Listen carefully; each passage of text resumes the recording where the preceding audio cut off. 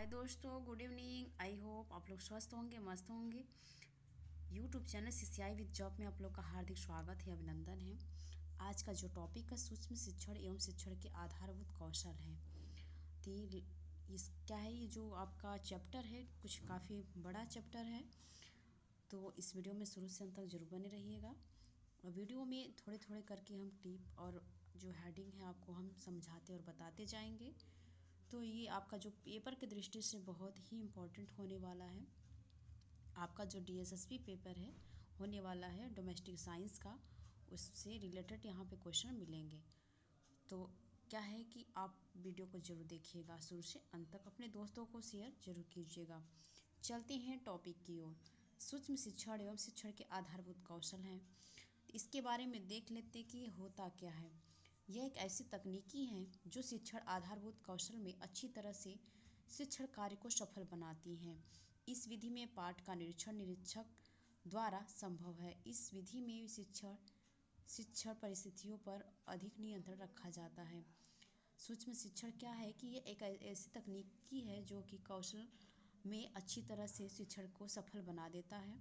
जो शिक्षण की जाती है उसके दौरान जो हम स्किल होते हैं उसको क्या होता है, एक तरह से सफल बनाता है। और इसका क्या होता है, निरीक्षण किया जाता है। शिक्षण के दौरान एक निरीक्षण इसका क्या है, संभव हो पाता है। और ऐसी परिस्थितियां बन जाती हैं कि शिक्षण और क्या है नियंत्रण में रखा जाता है। ऐसी उस समय परिस्थितियां शिक्षण के दौरान बन जाती है कि शिक्षण को एक नियंत्रण रखा जा शिक्षण पर नियंत्रण रखा जाता है। तो इसके बारे में हम देख लेते हैं कि सूक्ष्म शिक्षण का अर्थ क्या होता है। तो देखते हैं सूक्ष्म शिक्षण का अर्थ क्या है। सूक्ष्म शिक्षण का अर्थ क्या है देख लेते हैं। सूक्ष्म शिक्षण दो शब्दों से मिलकर बना है, सूक्ष्म तथा शिक्षण। सूक्ष्म का अर्थ होता है छोटे तथा गहन, और शिक्षण का अर्थ होता है शिक्षण के दौरान कक्षा में दिया जाने वाला क्या है आपका शिक्षण। ये क्या है क्या सूक्ष्म शिक्षण है, दो शब्दों से मिलकर बना है। कौन कौन? सूक्ष्म तथा शिक्षण से। सूक्ष्म का अर्थ होता है छोटे तथा गहन में, और आपका शिक्षण का अर्थ होता है शिक्षण के दौरान कक्षा में दिए जाने वाला जो शिक्षण होता है। अब आगे देख लेते हैं कि सूक्ष्म शिक्षण एक शिक्षक प्रशिक्षक तकनीक है। क्या है सूक्ष्म शिक्षण? क्या है सूक्ष्म शिक्षण एक शिक्षक प्रशिक्षण तकनीक है। सूक्ष्म शिक्षण का जो आविष्कार किया गया था किस सन में किया गया था? तो यह 1963 ईस्वी में किया गया था, और सबसे पहले स्टैनफोर्ड यूनिवर्सिटी में और ड्वाइट डब्ल्यू एलन द्वारा किया गया था। इसके द्वारा किया गया था, ड्वाइट डब्ल्यू एलन के द्वारा यह आविष्कार किया गया था 1963 ईस्वी में। सूक्ष्म शिक्षण का जो प्रतिपादन किया गया था 1968 ईस्वी में किया गया था। स्टैनफोर्ड विश्वविद्यालय में इसका प्रतिपादन किया गया था। आविष्कार पूछा जाए तो 1963 में, अगर सूक्ष्म शिक्षण का प्रतिपादन पूछा जाए तो 1968 ईस्वी में, और किस विश्वविद्यालय में? तो स्टैनफोर्ड विश्वविद्यालय में किया गया था। एनसीईआरटी के अनुसार देखा जाए तो सूक्ष्म शिक्षण का जो चक्र होता है, पूरा चक्र जो मानक समयावधि माना गया है तो 36 मिनट का माना गया है। आगे देख लेते हैं कि सूक्ष्म शिक्षण में जो समय की अवधि होती है वो कम करके 5 से 10 मिनट तक रखा जाता है। कितना? 5 से 10 मिनट तक का वो सूक्ष्म शिक्षण का समय रखा जाता है। और क्या है कि आपका सर्वप्रथम 1974 ईस्वी में पासी तथा शाह ने भारत में सूक्ष्म शिक्षण के क्षेत्र में वैज्ञानिक जानकारी प्राप्त की थी। यह इतिहास है, सूक्ष्म शिक्षण का इतिहास के अंतर्गत आएगा कि सर्वप्रथम 1974 में पासी तथा शाह ने भारत में सूक्ष्म शिक्षण के क्षेत्र में वैज्ञानिक जानकारी प्राप्त की थी। कौन अपने भारत में वैज्ञानिक जानकारी प्राप्त किया था सूक्ष्म शिक्षण के क्षेत्र में? तो पासी तथा शाह ने 1974 ईस्वी में। आगे है कि सन 1978 ईस्वी में इंदौर विश्वविद्यालय में सर्वप्रथम सूक्ष्म शिक्षण पर राष्ट्रीय परियोजना का निर्माण किया था। जो प्रोजेक्ट बनाया गया था इंदौर में बनाया गया था। अब किस विश्वविद्यालय में? तो इंदौर विश्वविद्यालय में सर्वप्रथम सूक्ष्म शिक्षण पर राष्ट्रीय प्रोजेक्ट बनाया गया था। परियोजना किस सन में? तो 1978 ईस्वी में बनाया गया था। अब आगे देख लेते हैं, अभी कुछ लेखक के अकॉर्डिंग भी है तो क्या कहा गया है उसके बारे में जानकारी ले लेते हैं। यहाँ पे बताया गया है कि सूक्ष्म शिक्षण के अर्थ में कि सूक्ष्म शिक्षण जो प्रतिपादन किया गया था स्टैनफोर्ड विश्वविद्यालय में सन 1978 ईस्वी में किया गया था। यहाँ पे कुछ शिक्षाविद जो है इनके अपने विचार हैं। तो देख लेते हैं कौन कौन अपने सब लोग विचार दिए हैं। तो R.N. ब्रूस क्या है, R.N. बुश ने अपने अकॉर्डिंग दिए हैं। तो ये क्या कहते हैं कि सूक्ष्म शिक्षण शिक्षक शिक्षा की एक तकनीक है। ये कहते हैं कि जो सूक्ष्म शिक्षण होता है वह एक तकनीक है जो अध्यापक को स्पष्ट रूप से परिभाषित शिक्षण कौशल का वास्तविक विद्यार्थियों को एक छोटे से समूह में 5 से 10 मिनट तक शिक्षा प्रदान करने के लिए सावधानीपूर्वक तैयार पाठ में प्रयोग करने हेतु अपनाई जाती है, और जो ज़्यादातर परिणामों को वीडियो टेप रिकॉर्ड द्वारा देखने का अवसर भी देते हैं। इसमें वीडियो जो टेप रिकॉर्डर की बात कही गई, जैसे यह क्या होता है कि अन्य विदेशों में क्या होता था, जो इसमें शिक्षण कराई जाती थी, तो वहाँ पे जो छात्र अध्यापक होता था वो अपना वीडियो बनाता था टेप रिकॉर्डर के माध्यम से, फिर वो अपने बच्चों के सामने ला के प्रस्तुत करता था। फिर वो क्या होता है, जो बच्चे अपने जो टेप रिकॉर्डर को सुनते थे और अपने से स्वयं वो क्या करते थे, फीडबैक लेते थे। तो इस यहाँ पे वो टेप रिकॉर्डर की बात कही गई। लेकिन जो अपने भारत में था, तो अपने भारत में सूक्ष्म शिक्षण बच्चों को प्रत्यक्ष रूप से डायरेक्ट विधि द्वारा दिया गया था। तो यहाँ पे ये बात कही गई, जो सूक्ष्म शिक्षण होता है शिक्षक की शिक्षा देने की एक तकनीक है, और जो है कि आपको यहाँ पे छोटे समूह के रूप में शिक्षा दी जाती है और 5 से 10 मिनट तक की शिक्षाएं प्रदान की जाती हैं। इसमें सावधानियां भी अपनाई जाती हैं, जो नियम होते हैं उनका भी प्रयोग किया जाता है। पाठ में अपने जो भी आप जो पाठ के दौरान जो उपकरण भी उपयोग कर सकते हैं। और ज़्यादातर क्या होता है कि और इसमें बताया गया कि ज़्यादातर वीडियो जो होता है परिणाम जो देखे जाते हैं टेप रिकॉर्डर के माध्यम से वीडियो रिकॉर्डर के माध्यम से देखे जाते हैं। तो देखने का भी अवसर मिलता है, जैसे कि बाहरी विदेशों में जो सूक्ष्म शिक्षण होते हैं, वहाँ पे अमेरिका में देखा जाए तो जो वीडियो रिकॉर्डर बनते हैं तो उससे बच्चे वो उससे सुनकर ऑब्जर्व करते हैं। लेकिन अपने भारत में ऐसा कुछ नहीं है। अपने भारत में जो सूक्ष्म शिक्षण होता है वह बच्चों को डायरेक्ट विधि द्वारा बताया जाता है, दिखाया जाता है। छात्र अध्यापक जो 10 मिनट 15 मिनट का जो भी 5 से 10 मिनट का जो समय शिक्षण के दौरान देता है वो डायरेक्ट विधि द्वारा दी जाती है। आगे कहते हैं कि एलन तथा ईव क्या कहते हैं। यह कहते हैं अपने शब्दों में कि सूक्ष्म शिक्षण को ऐसी नियंत्रित अभ्यास प्रणाली के रूप में परिभाषा दी जा सकती है जिसके द्वारा विशिष्ट शिक्षण व्यवहारों का ध्यान देकर नियंत्रित परिस्थितियों में शिक्षण का अभ्यास कराया जाए। आगे देख लेते हैं LC सिंह क्या कहते हैं कि सूक्ष्म शिक्षण का एक सरल लघु रूप है। जो सूक्ष्म शिक्षण कराया जाता है उसका क्या है, एक शिक्षण का लघु रूप है, एक छोटा रूप है, जिसमें शिक्षक 5 छात्रों के समूह को 5 से 20 मिनट तक के समय से पाठ वस्तु की एक छोटी सी इकाई का शिक्षण प्रदान कर देता है। इसमें LC बहुत अच्छी बात यहाँ पे बताया गया है सूक्ष्म शिक्षण के बारे में, बहुत अच्छी बात है। बताया गया है कि सूक्ष्म शिक्षण का है एक शिक्षक एक लघु सरल रूप है। लघु एक सरल रूप है। इसमें क्या है कि जो शिक्षक होता है 5 छात्रों के समूह को, 5 से या 10 छात्र होते हैं, उसमें वह समूह को 5 से 20 मिनट तक का समय में पाठ्यवस्तु की एक छोटी इकाई का शिक्षण प्रदान करते हैं। एक छोटा लेसन तैयार करते हैं, अपना पाठ्य इकाई तैयार करते हैं और बच्चों के सामने वो प्रस्तुत करते हैं। आगे देख लेते हैं कि सूक्ष्म शिक्षण के सिद्धांत क्या क्या है। तो सूक्ष्म शिक्षण के सिद्धांत के अंतर्गत देख लेते हैं एलन और रियान क्या कहते हैं। इन्होंने अपने कुछ निम्नलिखित सिद्धांत बताए हैं। तो इसमें पहला जो है कि इसमें जो पृष्ठपोषण होते हैं के प्रभाव से अध्यापक अच्छा होता है। जैसे कि अगर बच्चों को हम शिक्षा दे रहे हैं या किसी लेसन के बारे में बता रहे, पाठ बता रहे हैं, तो उसका जो फीडबैक मिलता है तो उससे क्या होता है कि जो क्लास होता है, अध्यापक जो होता है, प्रभाव से अध्यापक क्या अच्छा होता है, उसके फीडबैक से, बच्चों के फीडबैक से अध्यापक अच्छे माने जाते हैं। सामान्य कक्षा शिक्षण की कठिनाई व जटिलता को क्या है उसके द्वारा आसानी से दूर किया जा सकता है। शिक्षण के दौरान क्या कोई भी अगर कठिनाई आती है, कोई भी जटिलताएं आती हैं, तो आसानी द्वारा हम क्या करते हैं, सामान्य तरीके से उसे हम दूर कर सकते हैं। और इसमें अभ्यास की प्रक्रिया पर नियंत्रण रखा जा सकता है। अगर हम कह रहे हैं कि जैसे उसमें गलतियाँ आ रही, त्रुटि हो रही, तो अभ्यास बार बार प्रक्रियाओं पे हम नियंत्रण रख सकते हैं, अपना अभ्यास कर सकते हैं। सूक्ष्म शिक्षण के द्वारा वास्तविक शिक्षण किया जा सकता है। सूक्ष्म शिक्षण के दौरान ही हम क्या करते हैं, अपने वास्तविक शिक्षण को कर सकते हैं। इसमें एक समय से एक ही कौशल के प्रशिक्षण पर बल दिया जाता है। अगर सूक्ष्म शिक्षण जब हो रही, वहाँ पर वह सिद्धांत में एलन ये बताते हैं कि एक ही कौशल, एक क्या होता है, एक समय में एक ही कौशल पर हम प्रशिक्षण पर बल दे सकते हैं। अब देखते हैं कि इन्होंने विशेषताओं के बारे में क्या, सूक्ष्म शिक्षण की क्या क्या विशेषताएं हैं, इसके बारे में देख लेते हैं क्या क्या यह बताते हैं। यहाँ से मोस्ट इम्पॉर्टेंट क्वेश्चन बनने हैं, तो ज़रूर आप लोग देखिएगा, इसलिए कि शिक्षण से क्वेश्चन हर जगह बनने वाले हैं। कोई भी पेपर हो, डोमेस्टिक साइंस में अगर होम साइंस जो भी है, क्वेश्चन अभी कभी हो रहा है, कहीं का भी पेपर हो रहा है, तो इस सबसे शिक्षण से आपका शिक्षण सामग्री से आपके क्या कहते हैं, आपका सूत्र है, शिक्षण सूत्र है, ये सभी से क्वेश्चन इंक्लूड होने वाले हैं। तो अब चलते हैं टॉपिक पे, क्या है सूक्ष्म शिक्षण की विशेषताएं, इसके बारे में देख लेते हैं कि जो इसमें बताया गया कुछ निम्नलिखित विशेषताएं हैं, यहाँ पे प्रमुख कुछ विशेषताएं हैं।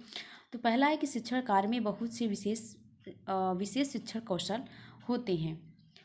शिक्षण कार्य में बहुत से विशेष शिक्षण कौशल होते हैं। यही एक तकनीक है जो कि कौशल को अच्छी तरह से शिक्षण कार्य में सफल बना देती है। सूक्ष्म शिक्षण ही एक ऐसा अच्छा तकनीक है जो कि अच्छे कौशल या अच्छे शिक्षक बनाने में क्या है, अपना योगदान निभाता है। तो अच्छी तरह से क्या है, कौशलों का निखार हो जाता है और शिक्षण की अच्छी तरह से सफलता क्या होता है, शिक्षण के दौरान सफलताएं मिल जाती हैं। आगे है कि सूक्ष्म शिक्षण की समाप्ति पर शिक्षक को उसके शिक्षण के विषय में तुरंत सूचना मिल जाती है। सूक्ष्म शिक्षण की समाप्ति पर, जब सूक्ष्म शिक्षण खत्म होता है, समाप्त होता है, तो शिक्षक को उसके शिक्षण के विषय में तुरंत सूचनाएं मिल जाती हैं कि उसका शिक्षण कैसा रहा। इस जानकारी के उपरांत तुरंत पोषण जैसे फीडबैक देने में मदद मिल जाती है। अगर कोई व्यक्ति है, अगर अपना सूक्ष्म शिक्षण दे रहा है, तो उसकी क्या होता है, उसका लेसन समाप्ति के बाद या सूक्ष्म शिक्षण की समाप्ति के बाद क्या होता है कि उसे अपना फीडबैक मिल जाता है, तुरंत उसे सूचनाएं मिल जाती हैं कि उसका शिक्षण कैसा रहा, उसे जानकारी मिल जाती है। और फिर आने वाले जो भी उसके सूक्ष्म शिक्षण रहेंगे या तो उसके क्लासेस रहेंगे, तो उसमें सुधार हो जाएगा और उसमें जो भी प्रतिक्रिया अगर गलत तरीके से हुई है या बच्चों को नहीं समझ में आया है, तो उसमें अपना फीडबैक देने की कोशिश करेंगे, समझाने की कोशिश करेंगे, उपकरणों का प्रयोग करेंगे। तो यहाँ पे ये कहने का इनका मतलब था। सूक्ष्म शिक्षण के उपयोग देख लेते हैं। यहाँ पे सूक्ष्म शिक्षण के प्रमुख उपयोग बताए गए हैं। इस विधि में टेप रिकॉर्डर द्वारा अथवा वीडियो टेप पर आदर्श पाठ रिकॉर्ड किए जा सकते हैं। यह शिक्षण प्रक्रिया का लघु और सरल रूप है, इसलिए शिक्षण कला का अभ्यास करने हेतु उपयोगी है। इसमें एक समय पर केवल एक ही शिक्षण का कौशल का अभ्यास कराया जाता है, जिससे अच्छी तरह से दक्षता प्राप्ति की जा सकती है। इस विधि में कक्षा में शासन रखना आसान है। 5 से लेकर 10 छात्रों का छोटी सी कक्षा को शिक्षा प्रदान करना छात्राध्यापक हेतु बहुत आसान होता है। इसमें यह बताया गया है कि 1 बाई 1 करके यह बताया गया है कि जो भी हम टेप रिकॉर्ड करते हैं, तो यह एक आदर्श पाठ रिकॉर्ड माना जाता है। और सेकेंड बात पे यहाँ पे कहा गया है कि जो ये हम सूक्ष्म शिक्षण की प्रक्रिया होती है, लघु होती है और सरल रूप में होती हैं। इसमें क्या है कि जो शिक्षण होती है, ये बराबर अभ्यास करने से, कला का अभ्यास होने से यह उपयोगी बन जाता है, जो आगे चल के अच्छे शिक्षक कहलाएंगे। शिक्षक में तीसरी बात पे कही गई है कि यह केवल एक शिक्षक कौशल का अभ्यास कराया जाता है और इसमें क्या होती है कि शिक्षण की दक्षता अच्छी हो जाती है, अच्छी दक्षता प्राप्ति की और बढ़ जाते हैं। उन्हें हर चीज़ का ज्ञान हो जाता है, जो भी उनकी त्रुटियां हैं उसमें कमी होती है, उनका क्या होता है कि उसे सुधार किया जा सकता है। तो क्या होता है, एक अच्छी दक्षता मानी जाती है। चौथे में कहा गया है कि इस विधि में अनुशासन रखना आसान है। 5 से 10 छात्रों का एक छोटी सी कक्षा होती है, जो कि एक छात्राध्यापक के द्वारा बहुत आसान होती है। इस कक्षा में क्या होता है, 5 से 10 छात्र होते हैं और छात्राध्यापक के द्वारा कक्षाएं की जाती हैं और यह एक आसानी द्वारा निर्वहन किया जाता है। इस विधि द्वारा पढ़ाने से सिद्धांत व व्यवहार एकीकरण संभव हो जाता है। इसमें शिक्षक टेप रिकॉर्ड अथवा वीडियो टेप रिकॉर्ड के मदद से मूल्यांकन भी कर सकता है। इसमें छात्र से शिक्षकों का निरीक्षण अधिक वस्तुनिष्ठ हो सकता है। इसमें बताया गया है कि जो इस विधि द्वारा पढ़ाने का जो सिद्धांत है, व्यवहार है, एकीकरण है, वह संभव हो जाता है। और 6वें में पॉइंट में बताया गया कि जो टेप रिकॉर्डर होता है, इसमें क्या होता है, मूल्यांकन करने में शिक्षक का मदद हो जाता है। और 7वें पॉइंट में बताया गया इसमें छात्र शिक्षकों का निरीक्षक अधिक वस्तुनिष्ठ ऑब्जेक्टिव हो सकता है। क्या हो सकता है, शिक्षकों का निरीक्षण जो ऑब्जर्वेशन होता है वह ऑब्जेक्टिव हो सकता है। देख लेते हैं सूक्ष्म शिक्षण के प्रकार। सूक्ष्म शिक्षण के यहाँ पे 3 प्रकार बताए गए हैं। बताया गया है कि इसके पृष्ठपोषण हेतु भारत के शिक्षक का ही प्रयोग कर लेते हैं। पृष्ठपोषण 3 प्रकार की से किया जा सकता है। पृष्ठपोषण क्या है, 3 प्रकार से किया जाता है। पहला क्या है, पर्यवेक्षक पृष्ठपोषण होता है, दूसरा सहपाठी पृष्ठपोषण होता है, तीसरा स्व पृष्ठपोषण होता है। तो पहले ये देख लेते हैं कि पर्यवेक्षक पृष्ठपोषण यह क्या होता है। तो सूक्ष्म शिक्षण के पृष्ठपोषण हेतु इसमें अध्यापकों का ही प्रयोग किया जाता है। इसमें क्या सूक्ष्म शिक्षण के दौरान जो पृष्ठपोषण हेतु जो किया जाता है वह अध्यापकों के दौरान होता है। जो इसके ऊपर का जो अध्यापक होता है वह पीछे से आके मूल्यांकन करता है, वह अपना फीडबैक देता है। और सेकंड वाला जो है कि सहपाठी पृष्ठपोषण क्या होता है, इसमें छात्र अध्यापक के सहपाठी पृष्ठपोषण होते हैं। जो छात्राध्यापक द्वारा जो सहपाठी जो क्लास चल रही है, जो शिक्षाएं दी जा रही हैं, उसका जो फीडबैक मिलता है बच्चों के द्वारा, वह क्या है, सहपाठी पृष्ठपोषण के अंतर्गत आते हैं। स्व पृष्ठपोषण क्या होता है, जब संपूर्ण सूक्ष्म पाठ को टेप कर लिया जाता है और पाठ पूरा होने के उपरांत विद्यार्थी स्वयं टेप सुनकर पृष्ठपोषण प्राप्त कर लेता है तो स्व पृष्ठपोषण कहलाते हैं। ये जैसे कि अमेरिकन जो सूक्ष्म शिक्षण उसके दौरान टेप का प्रयोग किया गया था, लेकिन अपने भारत में ऐसा नहीं था। तो अपने भारत में जो डायरेक्ट मेथड विधि द्वारा जैसे कि बच्चों को पढ़ाया जा रहा है, बच्चा जो सुन के अपने को ऑब्जर्वेशन कर रहा है, जो पाठ पढ़ाया जा रहा है वो जो अपने से अपने भाषाओं में अपने लैंग्वेज में समझ पा रहा है, वो क्या है कि स्व पृष्ठपोषण के अंतर्गत आते हैं। जैसे कि क्या है कि अगर जो आप टेप बना रहे हैं किसी चीज़ से, आप उसमें पाठ को रिकॉर्ड कर रहे हैं और फिर पाठ पूरा हो जा रहा है, वही पाठ ला के अपने विद्यार्थियों के सामने उसे वो जो टेप रिकॉर्डर है उसे सुना दे रहे हैं, जो टेप है वो सुना दे रहे हैं। तो उससे क्या होता है कि बच्चा सुनकर जो उससे कहानी समझ में आ रही है या तो उसके हाइपोथेसिस जो बन रहे हैं, तो वह क्या, उसका स्व का पृष्ठपोषण होगा, उसका स्व का मूल्यांकन होगा और फीडबैक होगा, वो जो समझ पा रहा है। आगे देख लेते हैं कि अगला नेक्स्ट पॉइंट है कि सूक्ष्म शिक्षण के सोपान, स्टेप ऑफ माइक्रो टीचिंग क्या है।